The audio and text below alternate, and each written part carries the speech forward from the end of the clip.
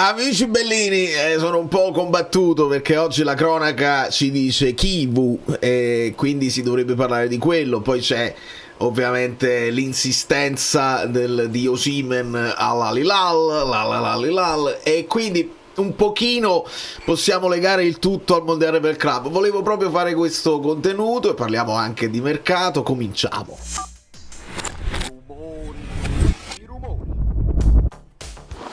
Veramente non so cosa mettere in copertina, perché lo sapete, la copertina poi è quella che clicca. Se non fai una buona copertina non cliccano, il video non se lo vede nessuno. Io posso fare il miglior video del mondo, ma se non se lo vede nessuno è come l'albero che cade nella foresta quando nessuno lo sente. Fa rumore o no? Benvenuto The Jerseyco 1985, grazie a per tutto il vostro supporto, a tutti quelli che si stanno iscrivendo. È tosta quando non c'è il campo, ma il campo tra un po' parlerà. Oggi, stanotte, giocherà probabilmente Oliveira con la sua nazionale, ma io mi volevo divertire a fare delle previsioni impossibili sul Mondiale per Club, che è una nuova competizione che onestamente mi incuriosisce. Quindi spostiamoci, perché c'è un programmino. Se ci spostiamo da questa parte, vedete, è proprio sul sito della FIFA che si può fare la prediction, possiamo parlare. Lo sapevate che era gironi? Perché io ho dovuto studiare, io non sapevo proprio niente. Scopriamo delle cose tutti insieme, poi dopo andiamo alla cronaca perché ci interessa molti. Quasi sta il vuoto di potere. Datemi un po' di tempo. Allora, se clicco qua non succede niente. Se invece scendo, forse cliccando qua sul bracket challenge, benissimo, allora giochiamo adesso. E in teoria uno può fare pure autopick, vedi? Autopick là sotto, cioè tutto random. Quello che vedo da un primo sguardo a questi gruppi, ci sono delle differenze importanti tra squadre che noi conosciamo molto bene e altre che conosciamo a malapena. E vediamo, per esempio, si comincerà con il gruppo A. La prima partita sarà proprio l'Al-Ahly contro l'Inter Miami. Signori, bisogna ovviamente essere chiari, questa è una competizione che avviene in America, dove stanno facendo di tutto per spingere un po' il calcio, la storia, la stessa presenza dell'Inter Miami, che non era la squadra che doveva essere per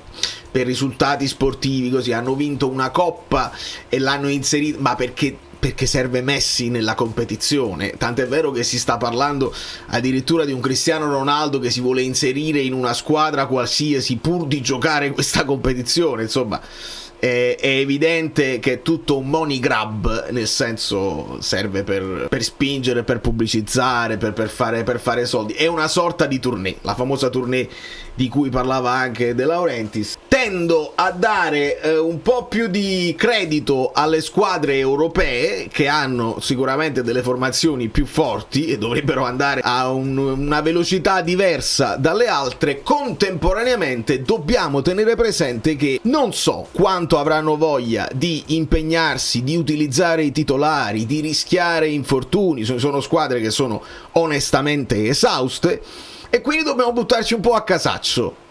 Visto che sono già fatte poi gli accoppiamenti, una volta finito i gironi si può andare avanti e ci possiamo inventare quello che è. Poi per divertimento vedremo quante ne indoviniamo. Sì, la prima partita sarà proprio sabato 14 giugno. Falso! Falsissimo! Al-Ahly contro l'Inter Miami. Io tendo a pensare in questo girone se la giocano il Porto e il Palmeiras. Il Palmeiras non so che tipo di... Fammi vedere. Se io una cosa non la so, la posso vedere e ve la posso dire, non vi devo lasciare così immaginando. Il Palmeiras in questo momento quarto in classifica nel Brasileiro Serie A e hanno giocato 11 partite. In teoria dovrebbero fare una pausa e poi riprendere con il campionato il 12 luglio. Quindi praticamente si giocano questa coppa in mezzo, dove magari avrebbero potuto riposarsi, fare un richiamo di preparazione, e quindi non lo so, possiamo mettere tra il Palmeiras e il Porto, e chi usavo Palmeiras? Mettiamo il Porto primo, il Palmeiras secondo, l'Inter Miami terzo e la Lali, onestamente, perché la Lali non è nemmeno una squadra di quelle che ha molti giocatori famosi, magari in via dello svecchiamento. Quindi questo potrebbe essere il gruppo A. Il gruppo B, già cominciamo a diventare più pesanti. C'è il Seattle a rappresentare l'America, il Botafogo che è in questo momento sesto in classifica, c'è il PSG e c'è l'Atletico Madrid. Ora, il PSG ovviamente se la deve giocare con l'Atletico Madrid, ma veramente pensiamo che il PSG darà di tutto, farà di tutto, darà tutto se stesso per partecipare così nel massimo della loro forze e così? Non lo so. L'Atletico Madrid, che magari è un po' più orfano di trofei, mettiamolo primo, secondo il PSG di default, il Botafogo, e il Seattle Sounders lo mettiamo ultimo. Le squadre americane, con tutto il bene, io cerco, ogni volta mi riprometto di riguardare qualche partita, accendo e non ce la faccio e vedo cose strane. Quindi gruppo C, c'è il Bayern, c'è l'Auckland City dalla Nuova Zelanda, ma per Carmen, il Boca e il Benfica. Questo penso sia forse il gruppo più agguerrito, almeno per nomi assoluti. Il Boca dopo 16 partite è secondo nella Primera Divisione con 33 punti, a pari merito con l'Argentinos Juniors, e per il solito discorso, insomma, che magari sono un po' più in forma e hanno un po' più voglia hanno staccato già, poi dopo riprendono e quindi dovranno stare in una forma atletica decente, li metto primi. Poi c'è da decidere tra Bayern di Monaco e Benfica. Diamo un po' di sfogo al Benfica, poi il Bayern e poi l'Auckland City. Onestamente ci sono, sembra, in ogni gruppo almeno una squadra che possiamo definire cuscinetto. Chissà se queste poi squadre piccole metteranno qualche sgambetto, speriamo di sì, per rendere tutto un po' più interessante. Nel gruppo D abbiamo un ripescato, nel senso, vediamo il Chelsea, vediamo il Flamengo, vediamo l'IS Tunis nella Tunisia, che vedo primi in classifica nella Champions League di Tunisi, una roba, vabbè. E poi c'è il Los Angeles. Il Los Angeles è una delle è la squadra ripescata, perché non potevamo non avere un piccolo scandalo anche in questa competizione. C'è stata un problema di multiproprietà. Il Pachuca e il León sono praticamente gestiti dalla stessa famiglia. È un po' come insomma, perché ancora il figlio è proprio come De Laurentiis col Bari. Fai conto che il Napoli e il Bari sono in questa stessa competizione, nonostante, se poi vai a chiedere alla UEFA, abbiamo visto nello stesso girone il Salisburgo con il Lipsia e loro hanno detto sì, ma alla fine si può fare perché è più una questione di sponsorizzazione che non di proprietà. Ognuno poi accetta delle cose a seconda di altro. Se andate a vedere le multiproprietà in Europa, oramai ci sono 4-5 owners giganti che controllano squadre una a continuazione. Pensa al gruppo City, ce ne sono tantissimi di esempi che veramente dovrebbero far chiudere tutto. In questo caso si sono imposti, la FIFA si è imposta, hanno fatto fuori il León, gestito dal figlio del presidente del Pachuca, e hanno accettato il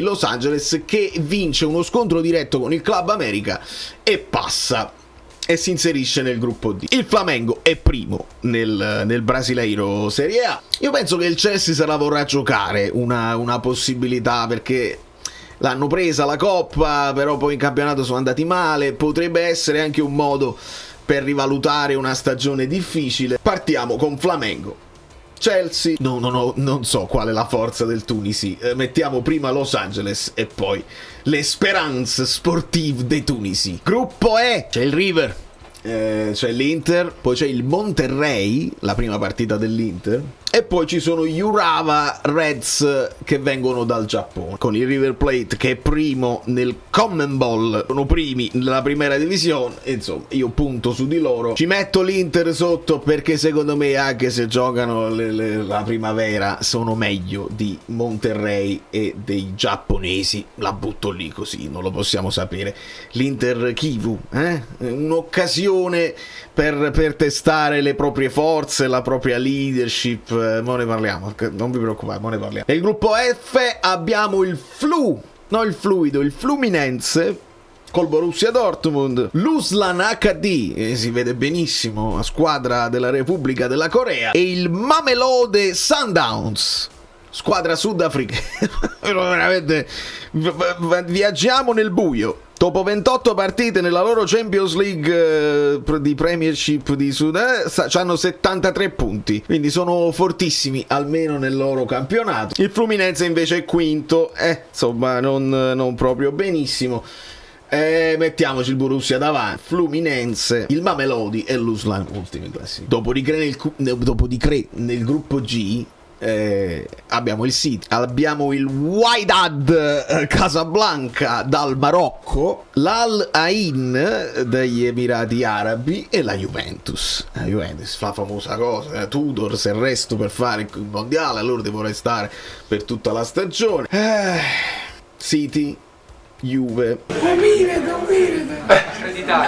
Sembra quasi che sei poco. Allora,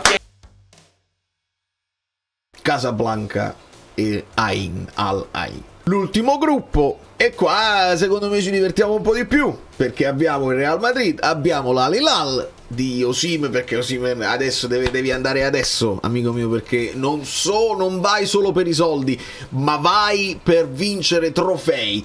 Quindi io metto l'Al Hilal proprio davanti a tutti, prima del Real Madrid, poi c'è il famoso Pachuca e il Salisburgo. Quindi questa è una di quelle cose dove ci sarà da divertirsi. E andiamo ai knockouts. Andiamo anche veloce, perché fare ragionamenti senza conoscere le squadre, senza sapere lo stato di forma, senza conoscere assolutamente niente, mi sembra una follia.